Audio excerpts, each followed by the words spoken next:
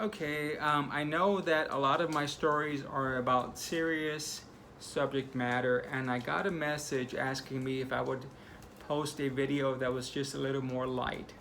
So I'm gonna do that because actually, in the end, life is full of great, light, funny, awesome moments. So I'm gonna give you one. This one is from my book, Without Shaking the House, a story about my life. And this is about my first time with a man. So I hope you guys like it because personally, this is a great moment in my life. Let's go. A few days later, Warren called me and we spoke on the phone for several hours. We found so much to talk about, and soon we were calling each other every day. One evening, Warren asked me if I wanted to come over to his apartment in Queens and even offered to pick me up, so I agreed. I entered his apartment, immediately noticing his impressive and nicely decorated home. That's when I got nervous. I thought I'd finished school and would soon be living on my own.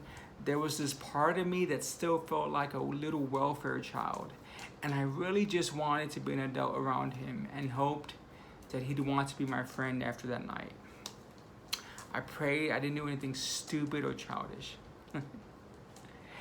He asked if I drank rum and showed me a bottle of Bacardi Black Reserve.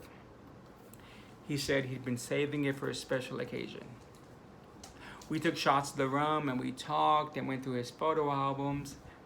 After a few hours, we both started to feel the effects of the alcohol, and he decided to lie down on the bed. I sat down near the edge and we continued to talk some more.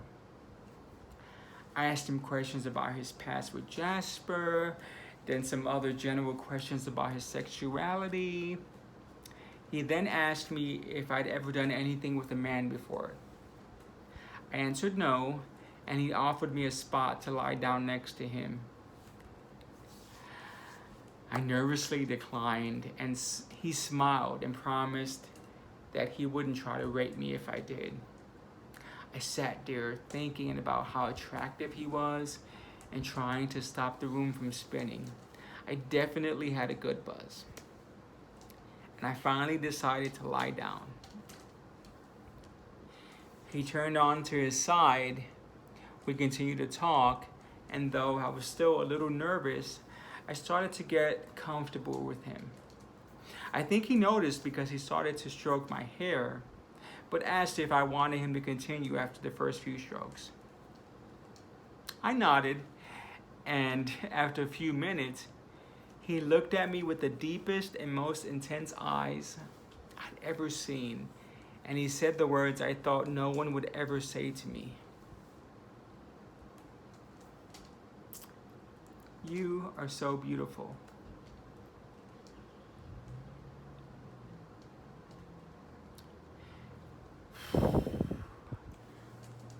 Being a little intoxicated gave me this courage to respond, you are, and smiled.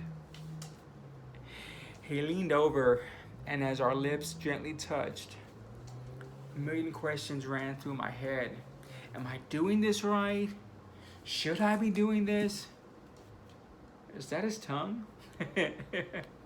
I'd kissed a few people before, but they were kids, and now that I was lying next to someone who was a man, who I knew had to be good, I kept thinking that maybe I didn't know how to make out right, and he'd push me away at any second and start laughing. We continued to kiss, and as Warren began to moan and move closer until eventually he was on top of me, I knew he was enjoying it. I couldn't believe that I was in this hot guy's apartment making out with him on his bed. It was great, and Warren was so gentle and understanding of my nervousness. After the kiss, we spoke for a while, and I told him that since no one at school knew about me, we'd have to keep it a secret. He agreed and took me home.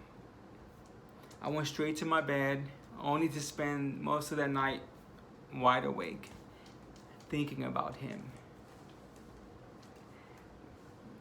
Okay, so here's the situation. Obviously, his name is fake, and he probably doesn't even know the effect that he had on my life. But if he's watching this, he knows I'm talking about him because he knows the situation.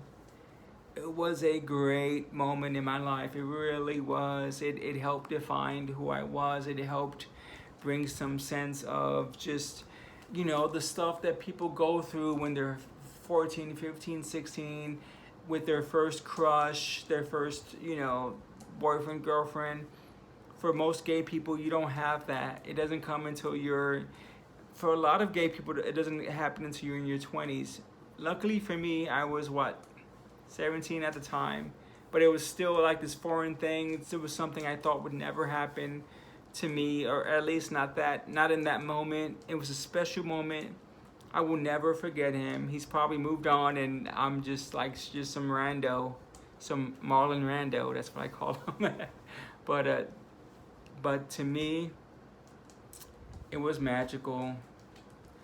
I will never forget him. It was life-changing. And for any of you out there, I know I'm from New York, and so I have a different situation, and you're not in the same situation that I was in, but you're gonna have that moment. I've met so many people from all over the country that have had that moment.